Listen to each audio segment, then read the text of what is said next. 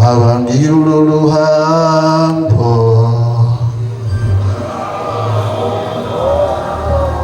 Lo sisi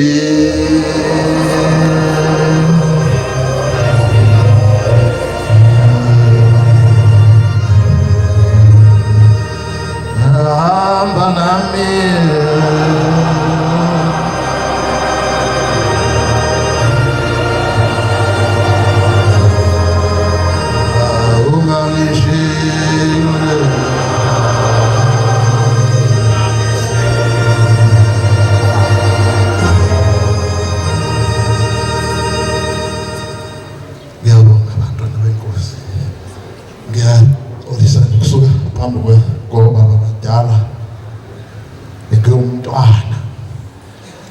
Ngizumiswe ukuthinteka ngoba uBombela uqalwa leli bandla okungithinta kakhulu isihawu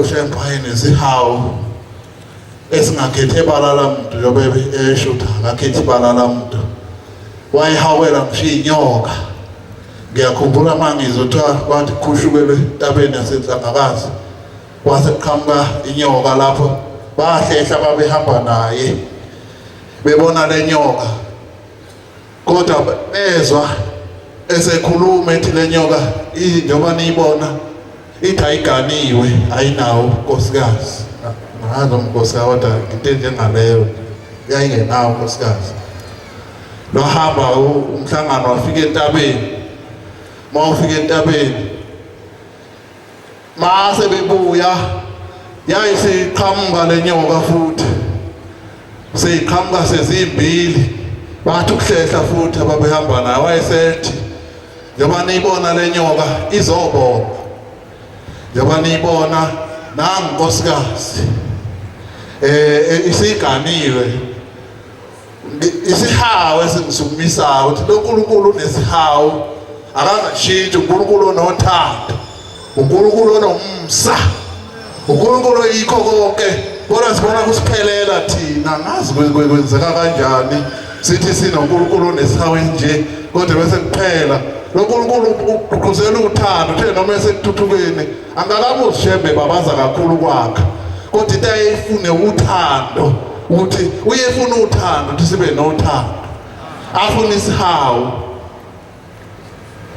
kuba inkinga kwesisikhathi ungaswele lutho uyiNazaretha ungaswele ngize ngihambe ngesicathulo esitshekile ngoba izulu khona abantu abangena ezulwini ngesihawu mase izwe iNdiya leli elathengela uMfombela icathulo asizwanga lalisonto kodwa walenzela isihawu namaguzu la ngene ezulwini ngesihawu kodwa isihawu siyasinciphela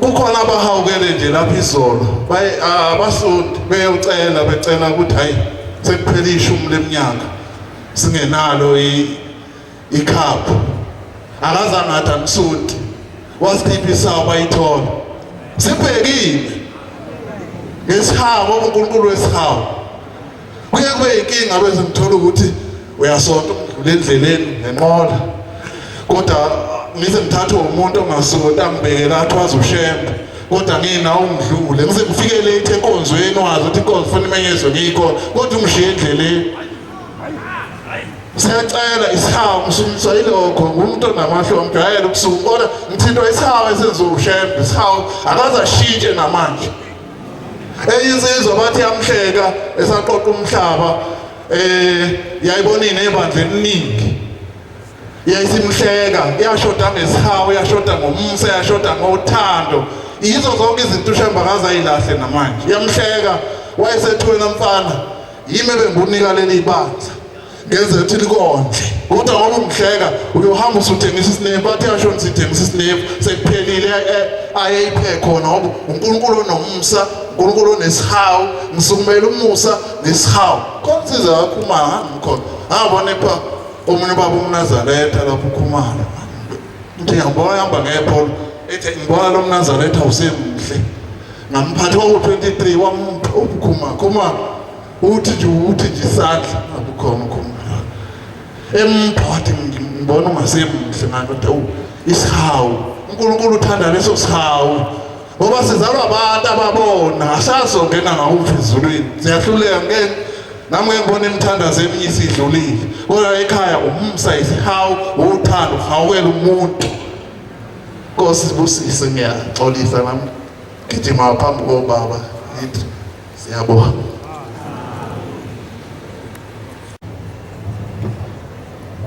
Five isihlabelelo ngonile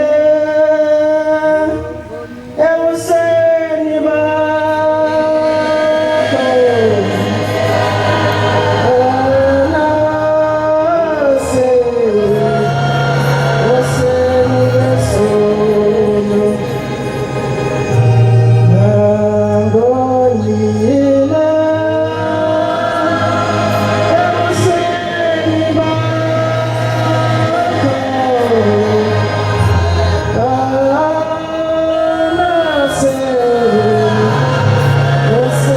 besono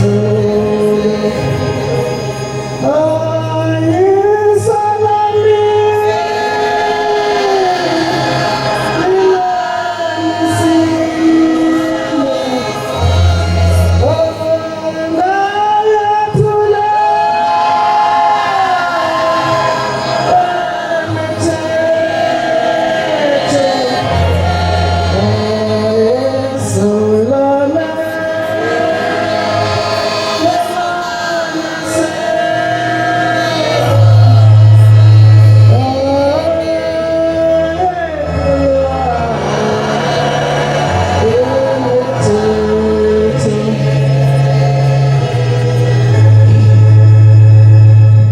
ngiyayikhetha inkosi enkulu yasehlweni yazilwesela amen ngibingelele izihlalo zasezulwini zonke ngokulandelana kwazo ngibingelele abagcotshwa bethu ngibingelele ihamete laJehova amen Manazaretha akulula-ke ukuma phambi kwenu bangcwele uvele uveve nombhobho-ke phela unabanikazi bawo amen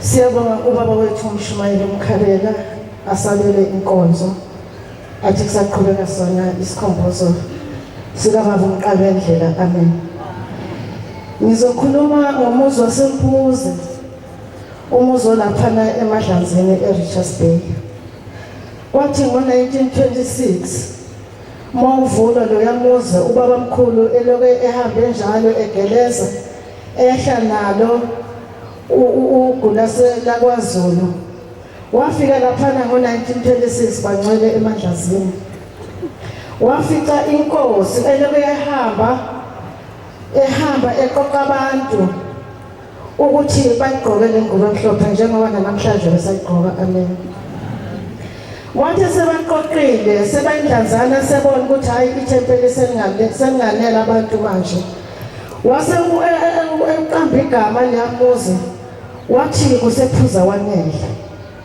njengoba namhlanje kuthiwa kusempuze baqoqana abantu bangcwele bagcina isabatha kwakuhle wonke amandlazi aba amaNazaretha wayesesuku ubaba mkhulu esebuyele ePhakameni kwathi abantu sebangamaNazaretha bangcwele wasuyangena uSathane kwasuka enye insizwa yayisibona intombi phakathi ethempelini saqhubeka isikhathi kwaze kwaba nomntwana amen kwathi sekuvela umntwana wasuyahlangana umndeni ombili owensizwa nentombi kwasekuthiwa no sekufanele labantu sibashadise sekunjalo base baye enkosini kwakuthiwa ubaba uMqedi wakaMthiyane kwathiwa Nkosi yesizwe nabo abantwana sebonile kodwa ke manje sesibona ukuthi sibashadise yasibuka inkosi yathi phela laba bantu akubona bami baqoqa ushebe njengoba ushebe siqoqile eNazaretha inkosi uMqedi yasibhala incwadi ibhalela ubaba omkhulu yayisikhipha ihambeli zathi hambisana incwadi ePhakameni kuyobika ukuthi sekonakala ethempelini yathi mayibuya impendulo wathi babamkhulu mina ngibeka amaNazaretha kuleya ndawo yasePhuzabanele angibekanga abantu ukuthi bayoganana insizwa mayifuna ukuganwa noma intombi mayifuna ukuganwa izophuma iye kwelinye ithempeli ngoba manisethempelini elilodwa ngabantwana bomuntu udadewenu nobhuti wakho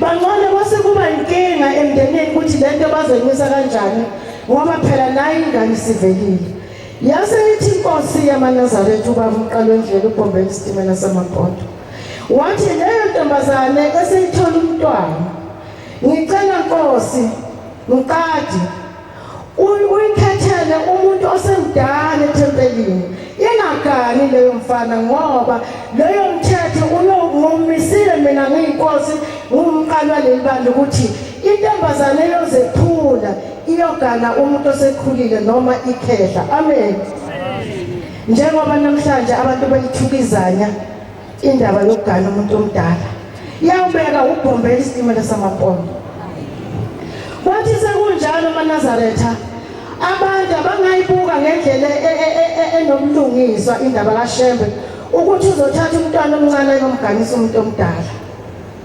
asehlangana amadoda endawo ngoba amaNazaretha ukukhola ngesikhathi kuyasiphelela nami kuyangiphelela ukukhola ngesikhathi base bebuthana hayi inkosini amadoda endawo athi thina lo Shembe angeke sisangena indaba yakhe ngoba uzobona izwe lethu thina abantwana bethu sizobaganisa lapho esifuna khona bathi lo mntwana ngeke kwenzeka yogana umuntu omdala kunayo yayisiphindisela futhi impendule inkosi umqedi ubaba uMthiyana wayisenkosini wathi Nkosi abantu bendawo bayanqaba lento othi abayenze waseqalekisa izwi baba uMqalwendlela wathi bonke laba bangiphikayo naleli dlanzana elithi mina nguNkulunkulu inkomo zaba azingadli ndawonye ningakhi futhi omthombeni owodwa ngalezo ikhathi kwakhiwa amanzi emaqhitsini imthombo lelephuma phansi wathi ningadlelani ngoba sekukhona abafaka umoya omubi wangena amaNazaretha loyo moya kubantu waze wangena ngisho enkosini kumqedwa kaMthiyana lashintshizwa abantu bathi bayakuya kuNazaretha wabona ubaba umqedi ukuthi mangukuthi manje usulahla lokho kuNazaretha kusho ukuthi impilo yasemandlazini sizobuyela emuva ngoba abantu basebethuthukile ngempilo kwahamba nobaba umqedi yasiyangena lento enhliziyweni yakhe ukuthi ukukhola lokho ngathi kuzomosha wasebhalela ubaba omkhulu incwadi wathi Nkosi yamaNazaretha ngiyacela ukuthi lo mthetho wakho suwephule makuwukuthi awuvumi ngizothatha lesihlalwana sakho ngiyosihlahla le emfuleni waseyaqalekisa izwi lasemandlazini babamkhulu wathi bonke laba bangithukile bayobhubha bonke baphele nangempela amaNazaretha kwangena ukufa emandlazini abantu babephathwa ikhanda ekseni emini umuntu akasekho baphathwa ikhanda ekseni umuntu akasekho wabona inkosi yaseMaqadini laphayana emandlazini yathi nasi isizwe Nkosi siyaphela wathi babamkhulu basazophela abantu ngoba basahlawula leqala abathi bazothatha isihlalo sami bayosihlahla emfuleni baphela abantu amaNazaretha kwathi sekufika ekufeni kwabantu sebewu49 baya ku50 yasithuka inkosi yesizwe yathi ukusho ukuthi nami ukufa sekusondele nangempela amaNazaretha kwasondela ukufa yahamba inkosi yakaMthiyane inkosi busise ngizila amen besilizwe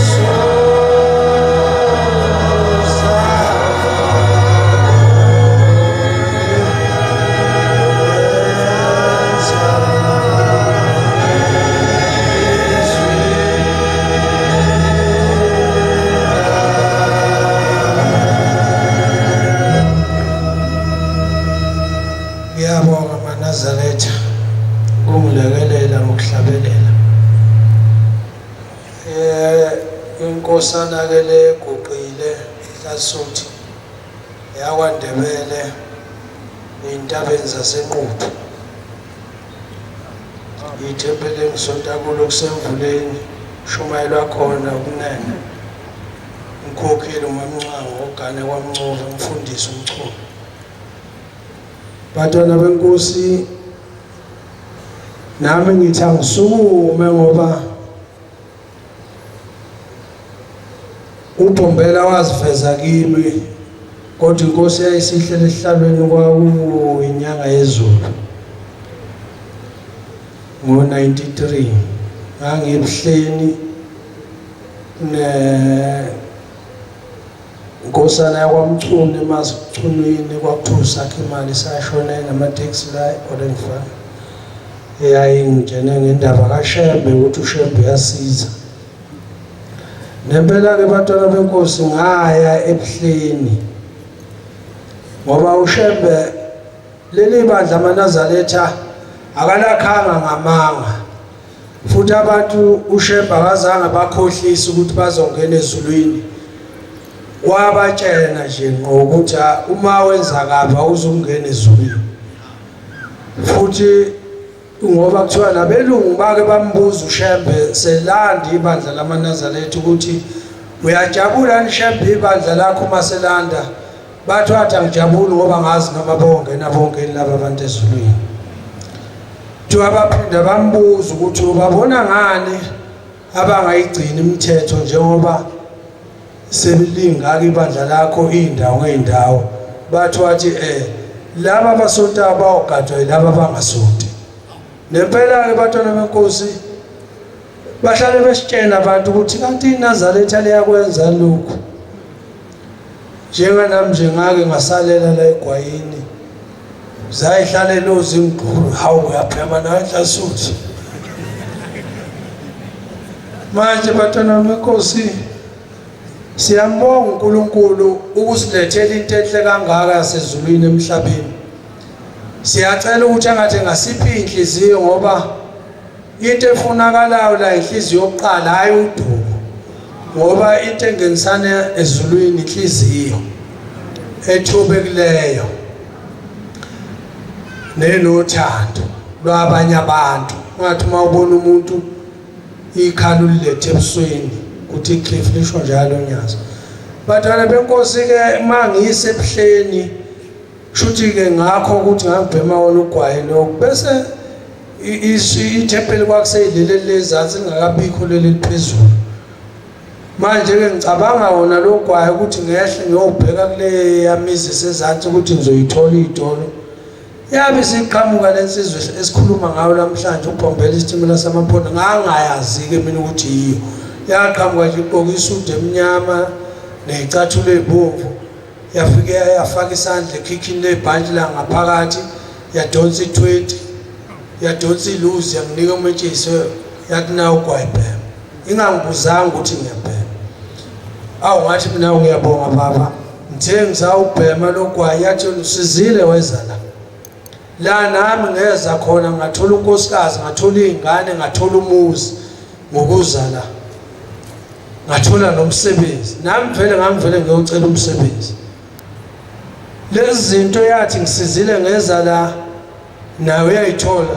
Nginawo mina umuzi wobabamkhulu wakhiwe ikhwepha zami. Nginaye mina unkosikazi. Hayi nguduzo ngisho unkosikazi othelwe ngenyongo. Nomsebenzi ngawuthola amaNazaretha. Lo akayingitshene ngawo Shembe. Manje ke siyamcela uNkulunkulu maNazaretha ukuthi ngathi singephuma endleleni yakhe. Ngoba noNkulunkulu bakhe akazange abufihle mayifika emhlabeni. Wabuveza noma ayengasho ukuthi uNkulunkulu wayethi uvele ezulwini. Ngoba nalabo beyinkonzo siyazi ukuthi babelwa naye. Siyasiboneke namanje nathi bayalwa nathi thola impandla nje efana nami ikhuluma impandla izijuluke impela ikhuluma ngento ebhalwe ephepheni eBhayibhelini. uShembe wayekhuluma ngento akayaziyo ngoba namanje usakhuluma ngento akayaziyo. Akasitsheni inganekelwane thina uShembe. manje siyacela-ke bantwana benkosi iy'nhliziyo njengathi nje uNkulunkulu yinto engiyikhalela ukuthi engathi angasiphi inhliziyo ngoba iy'nhliziyo ngathi yize ey'phethe konke.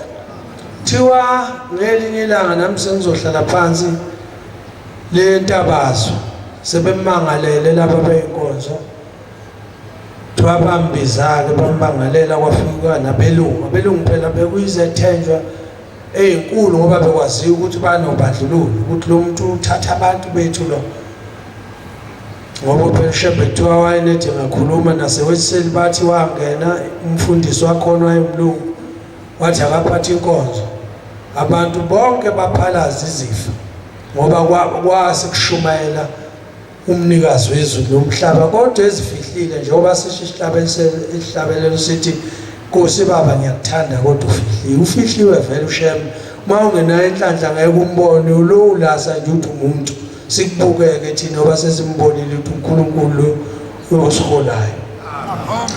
Kuthiwa-ke iy'mpumputhe lezi ezazi ngamboni ukuthi uvele ezulwini zambeka icala-ke lathethwa icala laphela. Kuthiwa-ke into kaMayekisa yabe isifunga isithi mayiphuma enkantolo ithi lesi sihlahla lesi uma ngabe ngithunywa uNkulunkulu uma siwile sabola kuyoba ngithunywa nguNkulunkulu kodwa uma siwile saphenduka saba yitshe kuyobe lento engiyizele emhlabeni iyoba khona futhi ngeke iziphele.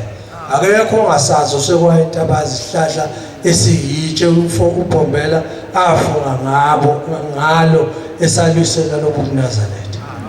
Sonke siyasazi abanye nje bazi bashutha nami ngiyasazi leso sihlahla esintabazo. uNkulunkulu akaveza kuso ukuthi uNkulunkulu. Bathi nomlungu omunye ngapha kwelinye iplaza ngiyalibala leli plaza bathi wathumela amaNazaretha wathi awamcelela ukuthi alithenge leli plaza. Umlungu wathi yena akathengisele eKafula. Bathi lo mlungu wagijima kwacishe kwashona ilanga ethi uyafika kuthiwa hayi uqeda ukuphuma basi uShembe ethi uyafika kuthiwa hayi uqeda ukuphuma. Nami ngike ngalokhunga amaNazaretha angifuni ukuyishiya le ndaba. Ngathi-ke mina ngiyibhantinti ngikhulele nje ejele nempandla yaphuma ejele ngenxa yokuganga. Bengithanda kakhulu nje impela ukuphatha ibhamu dubulana futhi ngaso. Manje-ke bantwana benkulu kuthe ngelinye ilanga-ke siphumile-ke kuyaklinwa-ke ejele sinenye insizwa yakaMyeza yasuke Mazabeke singaphi Mtufu. Lensizwa yakaMyeza-ke siyaxoxa-ke kusho ukuthi uShembe khona umvakelo kwathi uNdlovu samboni manje yabona umuntu usashona yena wayehambele emajele samnika ama-R2 nama-R5 samcela ukuthi ayosicelela uShembe ukuthi siphume emajele. Hayi-ke nginqamlele nje ngoba sibaningi maNazaretha mina kwase kuthiwa ekwesami isigwebo labuya enkantolo kwathiwa hayi si-right isigwebo engisenzayo kunoma sehliswe kungcono singakhushula.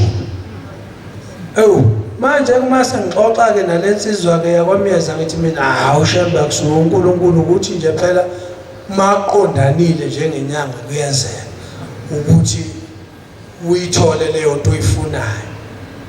Hawu kanti angibuzange la ngithe ebusuku phela kwasekusha u12 yayisingena le ndoda esikhuluma ngayo uBhombela yangena ngilele khona ejele yakhomba ubonda ngomuntu ukuthe mayikhomba ubonda ngomuntu kwase kwadlaleka isheet elimhlophe lithe kwase kusho ukuthi uyabona iTV mangabe sekuvela amagama sekuphela iChannel kwavele izono zami zonke engizenzile nesengayikhohle zavela kule ndwangu lemhlophe kwavela nabangani bami esasiganga ngaba sebafa ngalolo suku angidlanga nokudla ngangithi mhlawumbe ngiyahamba emhlabeni ngithi uShembe bezongikhombisa ukuthi namhlanje uyahamba.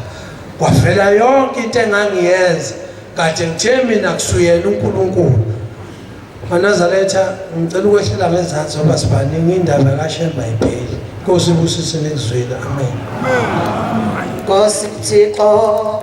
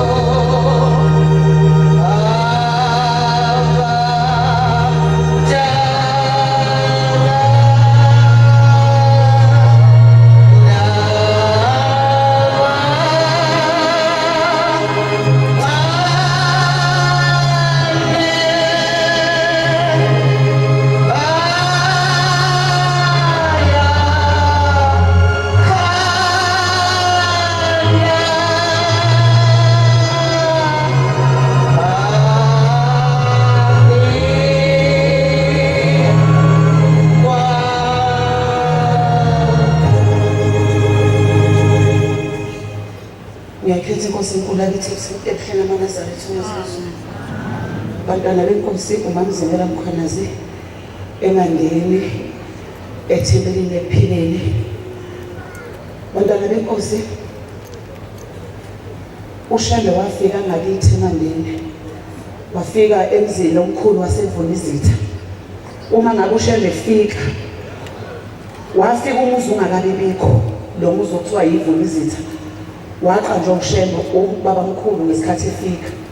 Kodwa wathi mayifika wafika komunye umuzi kwakunenkosazane okwakumele iyoshada.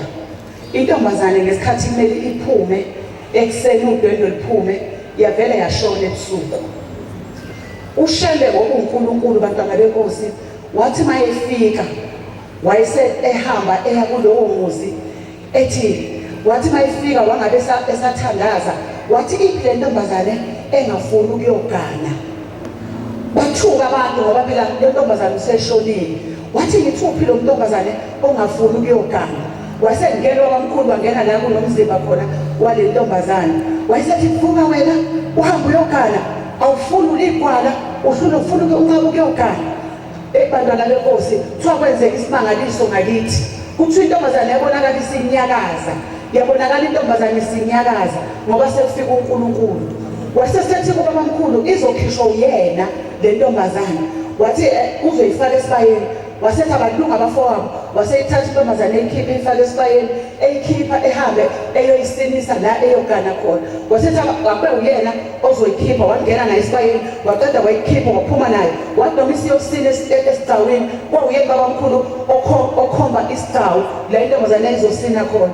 Manje abantwana benkosi wathi esuka lapho wasesefika ehlala phansi kwesihlahla lesihlahla ufika hlala kuso wasesesiqale sethi la yokwakhiwa umuzi okuthiwa yiVunizitha ngoba nifune umuntu obekade ephiliswa abantu emhlabeni bemushwa yonke into bethiwe webe inkomo zabantu. Mina nafike namvuna ngakho ke lo muzi ozwakhiwa la uzothiwa yiVunizitha. Bantwana benkosi simbonile uShembe uNkulunkulu ongiqala uNazaretha. Ngiyacela ke kithi uthe mayifika kithi ongoye intabeni emzini wamakhosi amadala amakhosi obamkhulu ontshidi. Wathi mayifika bamphika uShembe. Ukuphila kwakho uShembe kwenza ukuthi into zethu thina abantwana basemanzimeleni zihambe zithukuma zingafuni ukuphumelela ngoba saphila indaba enkulu. Zithe inkosi le yokugcina inkosi ekhona yasizama ukulungisa izinto. Siyamcela ke bantwana benkosi uNkulunkulu ukuthi ngokuguqa kwami la kube ukuthi uyagezwa umuzi omkhulu wasemanzimeleni ekhaya elikhulu amakhosi amadala asemanzimeleni ngoba ayemphika uShembe ethi akekho umuntu ozoba inkosi yiwona ngamakhosi. Kodwa siyamcela uShembe omuhle omqala uNazaretha lesisikhumbuzo ukuthi ageze izwe lakithi abenze abangoni nabo ngelilanga izinto zabo yiphume ngoba saphika uNkulunkulu. Nkosi usisa bezwile. Amen. Nkosi Baba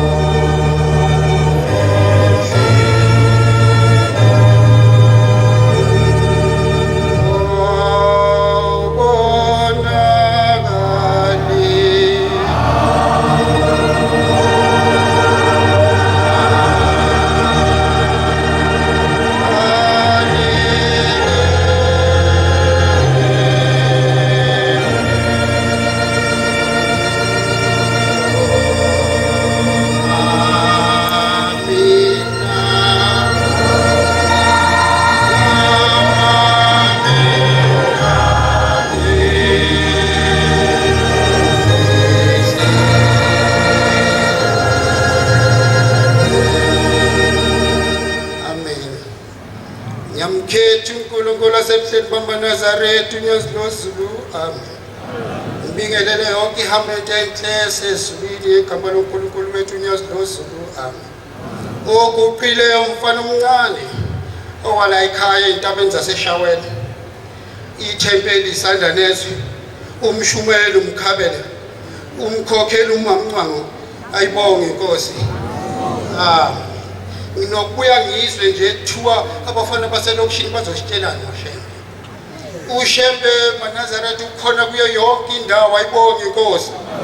Amen. Ngikhumbula ngisakhula nje kumncanyana ngumfana usakhula, utata umkhulu lapha ekhaya bakane wardrobe enhle, bekathi bakayivula ngaphakathi le wardrobe ngibone kune briefcase emnyama, ngibone kunesigqoko esimnyama.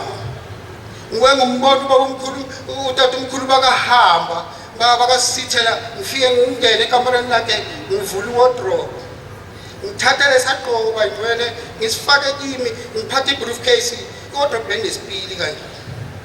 Ngithathe ibriefcase ngiyiphathe ngesandla, ngizibuke kulesipili esikhona phakathi nendawo kule wardrobe, ngizibona ngenswembu.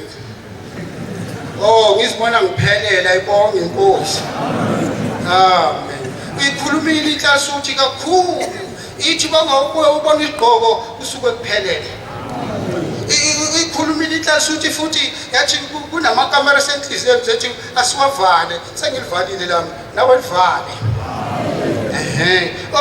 Ngelinye ilanga ubuya kade sixoxela indaba, uthi bakunendoda bekathi ingafuna ukubona ubaba umkhulu nalapha enyathele khona ngebhadi ngeshwa, saphela insuku zale nsizwe emhlabeni yaya la kungaziwa khona.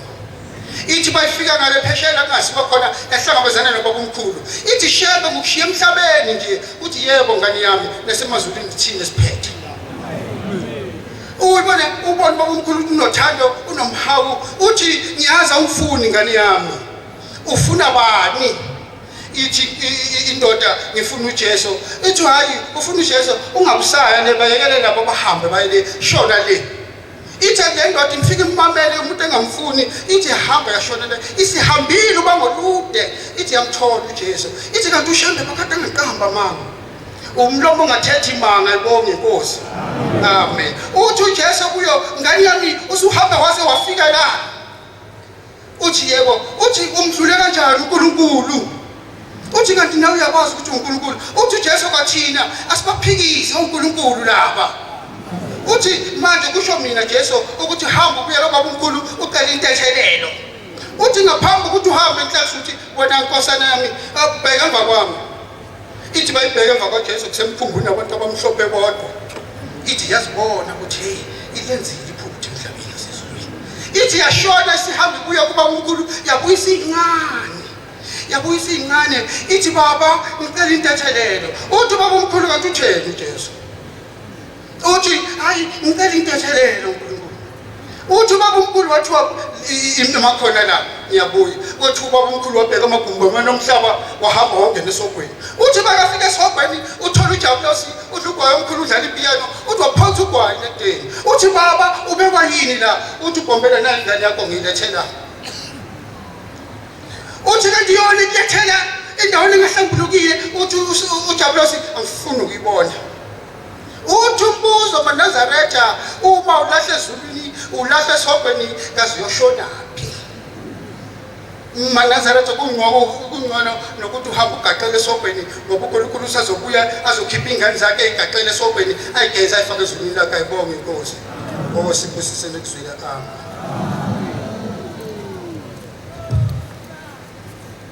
Amen.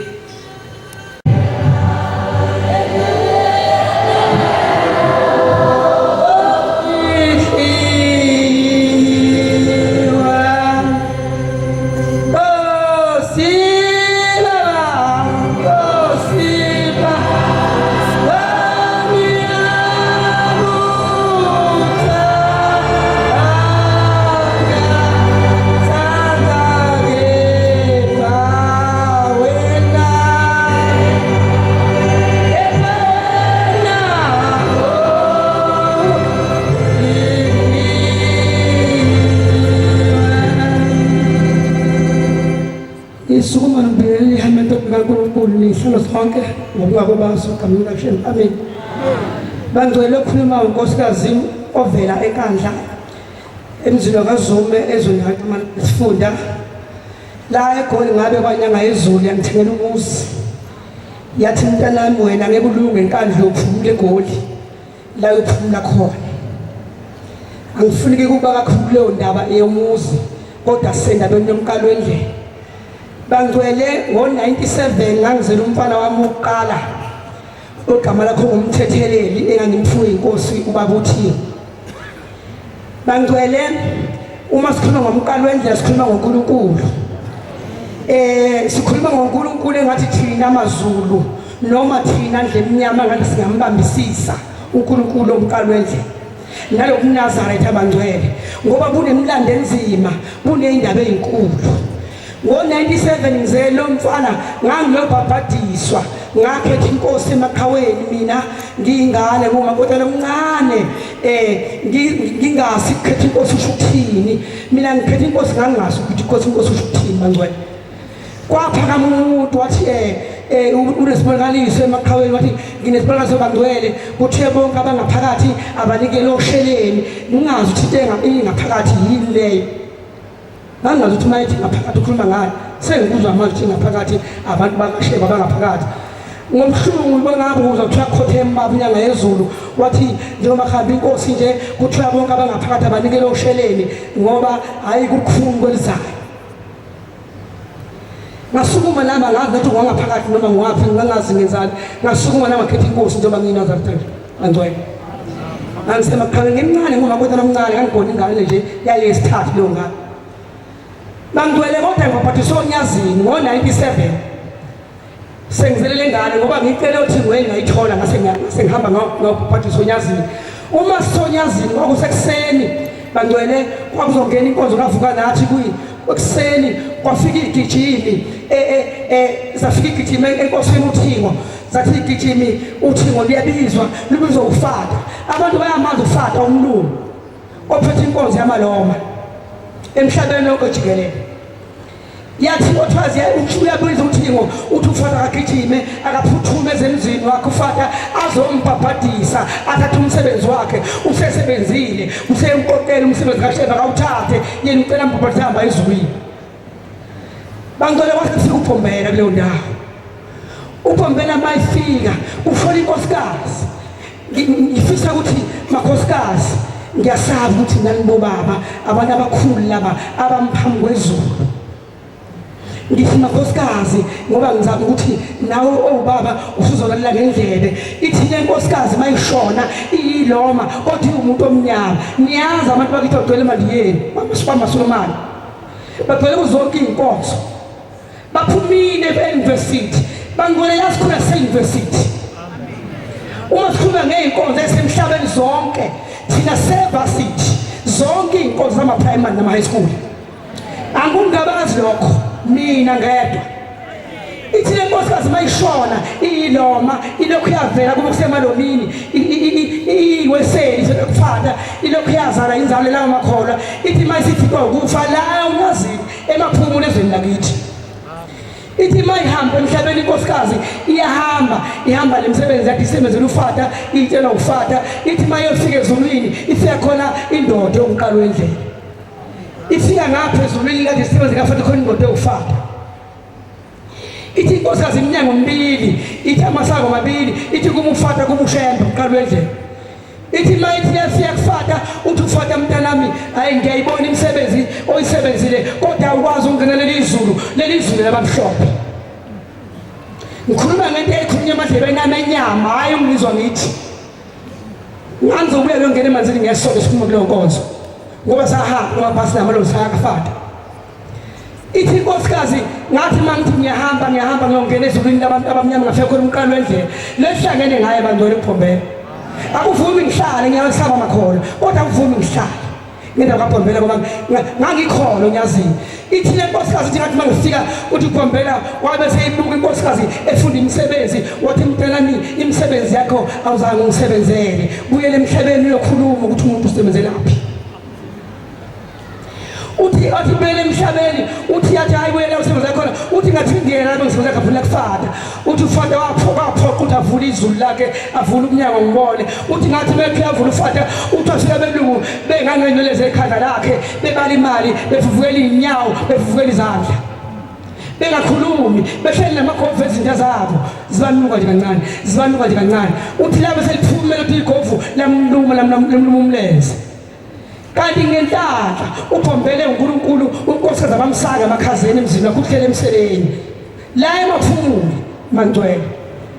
ithi mangabe bethu kumluma izinja uthi ubombela buyela ke mntana emhlabeni ngibeka umyalezo ozofika ukhombisa umhlaba maye papa unkosikazi ekhwehlele ebhokisini bayethuma abantu bahleli usefakela ebhokisini akahlinziwe ngentanka yakhe ethandwa uNkulunkulu safanele akwenze ukukhuluma uthi unkosikazi uyakhwehlele ebhokisini bezovule ebhokisini unkosikazi uyaphila uthi ngikhiphele ngiyaphila ngithusela amanzi iyaphuma inkosikazi ngayigcina isaphila nganomhlazi yadlula yini iyaphuma inkosikazi ephuma ebhokisini iphuma iyavuza emlenzeni ivuza inxeba ithi inkosikazi mayiphuma kuthiwa hawu uphuma wena uthi ngiphume zithi ngiphuzela amanzi ngikhulume ithi la ngibuya khona ithi kulukhuni ithi bengisebenzela ufata kana lizulu lami ngifike ikhehla elibizwe ngobhombela lathi abengazange ngisebenzele ngibile emhlabeni bathi phona ngibukwe izinto zabelungu ezulile bengisebenzele likafata bangwele ihlelo sophikaza enyameni kodwa ulunywe ezulini lomoya isidumbu sikamoya obushembe wenze izinto zami ukuthi ngisenyama esilayo emhlabeni ethi ngikunika umaka ozofika ukukhuluma emhlabeni ngami mina Bhombela ukhuluma uBhombela ezulini ngcwele uthi batha bomndela khanje kodwa umfundisi omkhulu uFata ophile enyameni mayifika uFata uthi ngitelile ngithi manje ngibizele thumshembe usefikile onyazini angaphathi ngihambe ngezulwini athathe umsebenzi sengisebenzile inkosi busezwini awubajazwa awubajazwa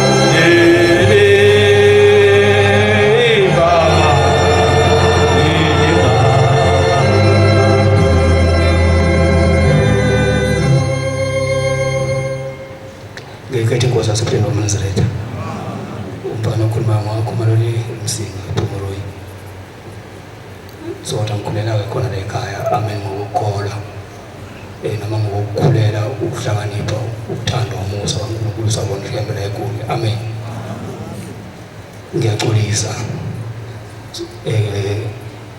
nkosi kakhulu bangcwele umuntu omuhle phela kakhulu kodwa ngicela ukufaneleka nje phambi kwenu kwesikhashana ngicela ukufaneleka naNkulunkulu amen into engisungisa kakhulu bengile emuva ngifundisa ukuthi ngifike late eNazaretha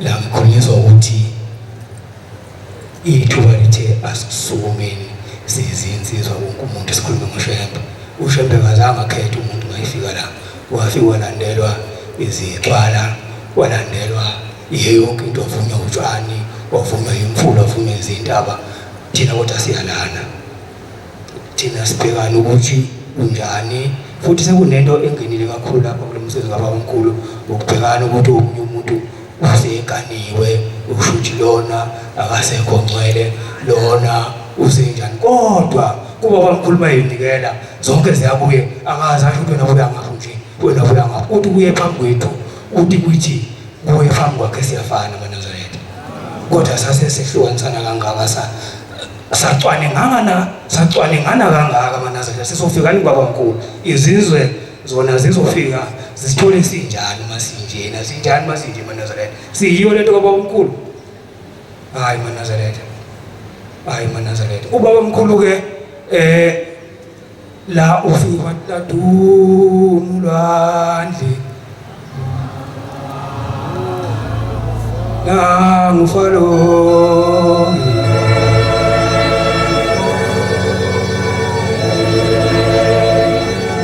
vale lokufana ngoba investi lot uBabamkhulu ufike wasithatha wasifaka eGibhithe lapha khona eyaqala khona indaba enkulu le esingayo namhlanje lapha izitha khona ezaqala khona ukuthi sijahe eManazaretha ngoba kufanele sikhulumeni iqiniso la owamkhulu uChema efike wathi le emuva awasikhompoza khona lapha khona yena asikhipha khona ngomoya eManazaretha ela amabhunu eManazaretha ela amabhunu namhlanje la amabhunu asekhuluma isimanga la khona lapha esakhishwa khona babamkhulu lawa lapha athi kufanele ezosikhipha futhi la njengokuba akwazi ukuthi asikhiphe le eManazaretha ubabamkhulu uNkulunkulu lapha entabeni zaselokuzaneni lapha inhlangakazi kuthiwa kwathi kukhanda umgwaqo kwase kupheduka amabhodwe ingcuku zamabhodwe njengoba sewasho indawo eManazaretha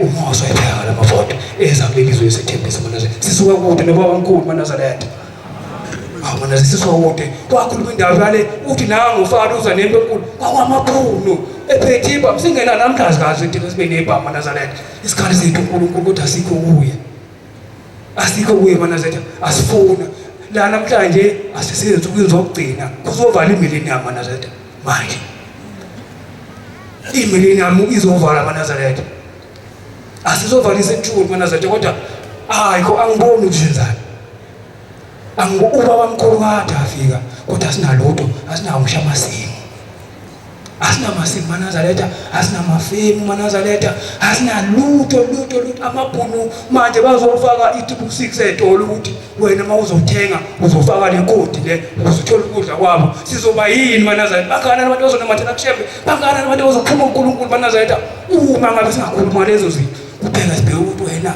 uyabheda wena wena nje eManazaretha kanti yini eManazaretha yini singabona ukuthi isikhathi esikuso sesibwesinye isikhathi eManazaretha yini eManazaretha ikinguku eManazaretha ikuphi inkinga ngempela ikuphi ngempela asangahlangana eManazaretha ubabamkhulu abasheka siphahleka sadilika wabatheka siphahleka sadilika yini eManazaretha kwenze njani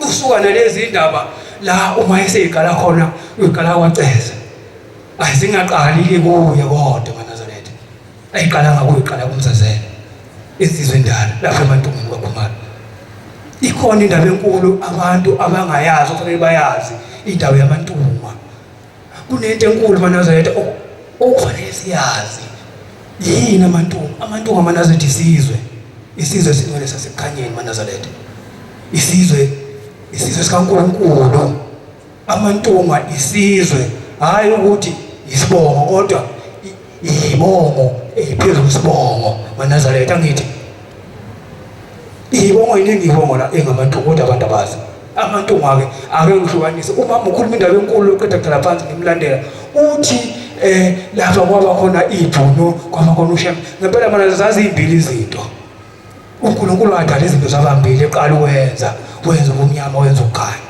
angithi eManazaretha ebumnyameni isizwe esidala sasebumnyameni eManazaretha la kudalwa khona uLucifer angithi eManazaretha uLucifer khambe ngomlilo angithi eManazaretha ilanga lalikade selikhona leso sikhathi kwase kuvela ukukhanya uma esetshela bonke abantu ukuthi hayi manje kuzokhanda umuntu lokhanda ukukhanya la kuqala khona amantungwa eManazaretha hayi eManazaretha la ngicela ukuxolisa ukodwa ngicela ngithethelele sengikhulume kabi mhlawumbe kodwa ngithi mangasele ngezathi inkosi mayibosise nikuzweni uShembe uNkulunkulu Diyalithanda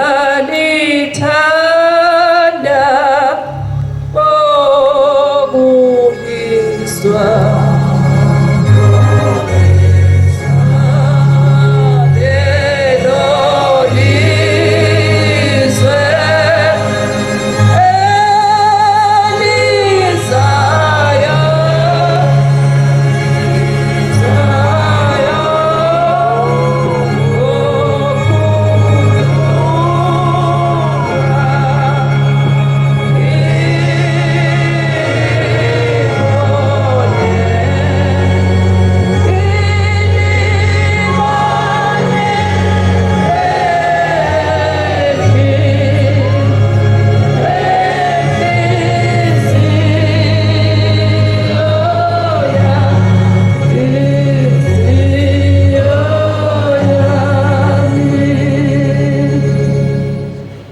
ngiyayikhetha inkosi yaseMhleni ngibingelela abashumayeli, ngibingelele umama wethu umkhokheli, ngibingelele nehameti yonke. Ngiyacela uNkulunkulu uShembunyasi Bezulu aqede uvalo ngikhulume izwi elilodwa kubantwana bakhe. Manazaretha okhulumayo uguqile uMandlele oganele kaZwane oyikhethe khona lapha ekhaya inkosi. Manazaretha kuthiwa ngelinye ilanga ubaba mkhulu entabeni enhlangakazi ehamba nomunye umshumayeli, kuthiwa wanikelisa ilanga laze lashona. Wase etshela umshumayeli wathi, mshumayeli tshela abantu ukuthi sengizovala. Kuthiwa umshumayeli watshela abantu wathi sheshani ngenani ngamandla ubaba sekazovala. Esasho njalo umshumayeli kubantu wabuyela kubaba wathi, mshumayeli ubatshele ukuthini abantu? Wathi, ngithe baba abangene ngamandla sozovala. Wathi ubaba mkhulu inkosi kubusise ngokuthi abantu awubavimbanga kodwa bavulela ithuba lokuthi basheshe bazonikela. Kuthiwa ngelinye ilanga ubaba ehamba wahluphekela ubaba mkhulu lobu Nazaretha Manazaretha. Akekho omunye ubaba njengami ngabikisa ngowami baba wayengeke kumele lokhu ukuthi shiye umndeni wakhe ahambe efuna mina nawe ezula ehamba elala emahlatheni naseyindaweni ezisabisayo Manazaretha. Thina kumele sihloniphe uNazaretha kodwa siyahluleka ukuhlonipha. Kuthiwa ubaba ehamba komunye umuzi ehamba nalowo mshumayeli. Wathi masefika ngaphambi komunye umuzi wathi, mshumayeli uyalizwa leli phunga eliqhamuka la ngaphakathi kwalomuzi? Wathi, cha baba ngilizwa. Wathi, kunephunga eliqhamuka la kulomuzi elokusha. Uthi umshumayeli bahamba. Uthi kanti kulowo muzi loyo kwakuzoshadwa kuloyo muzi loyo. Uthi baxabana kuloyo muzi loyo. Kwase kuba khona ubashiselayo ngaphakathi. Uthi aphela ngayisuku engakanani wezwa kuthiwa kulowo muzi abantu bakhona basha bonke banqoqa. Uthi wathi hayi akusomuntu lo, umuntu wasezulwini obona into ingakabonakali. Uthi ke umshumayeli waphupha inhliziyo emhlophe nebovu. Uthi mawaphupha le inhliziyo waphupha ethi, ubaba mshumayeli ngabe ikhona yakho kule inhliziyo, khethe yakho yiphi? Wathi eyakhe ile mhlophe. Wathi ubaba hayi ayikho eyakho kulezi inhliziyo. Ngithi ngicela inkosi ibusise nikuzwile. Loma wena Nkosi yami,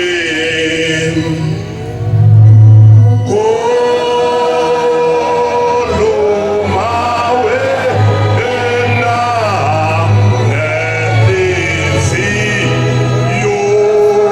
yami. Mina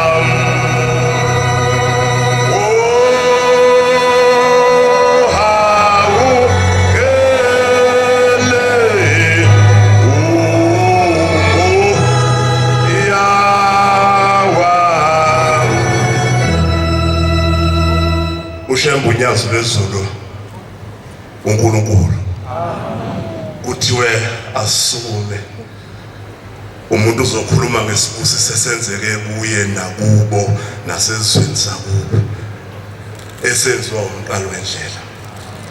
Thina 1926 siqale ku1925 masiqambe sifika lesi sibusi inkosi uSolomon iqala ikhetha uMatholo ozalwa uJanibezwe ozalwa uMnyamane ikhetha yena ithi akwe undunankulu mase bebeziwe ephakameni ithi uthi ushembe mayese befikile uthi silo samabandla uyazi kube kuyenzeka ngabe lezi induna zakho ziyasala la ekhaya ngifundisa ukuphathiswe ukuthi liphathwa kanjani wase eyibuka inhliziyo zawo mase eyibukile inhliziyo zabo mayeqeda lapho uyaphuma ubashiya bakhuluma isilo mase sibabuza ukuthi nithini ngalombono oshiwo umqalo wendlela umuntu owaphuma phambili ngokuthi abe noNkulunkulu abuze uthi uMathole mayesekhuluma uthi mina Nkosi ngizokwesilo samabandla ngizokwenza ukushuwe maqambe ukuthi 1926 lapho khona uNkulunkulu eqala isilo sakithi uSolomon sizoyiveza ukuthi sesimbonile uNkulunkulu sithi sifuna ukwakha ubudlelwane noShembe uthi 1926 sibona ukuthi angithathe yona inkosazana yakhona la kwaShembe ukuze kuzoba nobudlelwane okungasophinde kuphele okuthiwa inkosazana uZondi mayeqeda lapho uMathole inkosi yakithi iyasuka mayisiganiwe iganwa kwaZulu izaganwa uprincess ayibathola abantwana isuka iqonda kuShembe ngoba imbonile ukuthi unoNkulunkulu mayifika khona phambi kwesihlalo ifike iyakhuluma iyacela abantwana uthi uShembe ngoba sebeshilo bethi wena ngeke sabathola abantwana kodwa kusalayo uzomthola umntwana ozoba isibambelelo sezo namhlanje nje sinesilo njengoba sinesilo esicizelelwe ukuthi uShembe unyazo lwezulu lisiqinisekisa ukuthi uyena ukuthi wena uthini mase lithe unyazo uyikho uyena uNkulunkulu wethu sikubeka kunjalo 1928 ngoAugust 27 ilapho waqala khona kwazala inkosi yakwaButhelezi okuyiyona ebeyisibambelelo sakwaZulu namanje nje simile ngayo 1931 mase behlangene kuhlanganisilo sihlangana siza kuShembe sicela kuShembe ukuthi sicela usakhele isibhedlela sabantwana lapha kwaNongoma mayakhiwa ilinde yakhiwa 1931 mayisiyakhiwe isona sibhedlela sethu namhlanje nje sinokhiye wokuvula uJuly siulanda khona ngenxa yani yoNkulunkulu uNkosi busile kuzwile amen.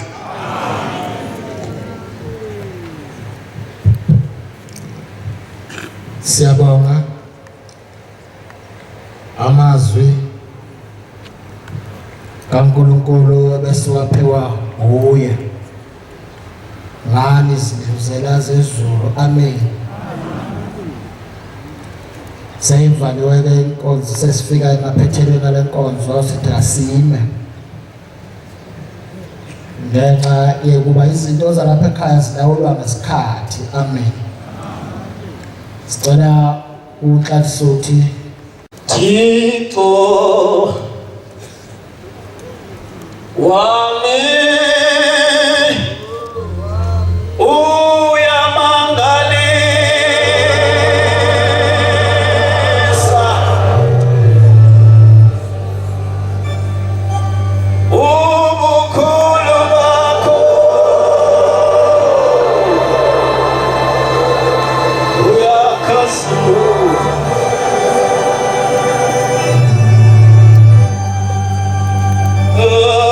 Thixo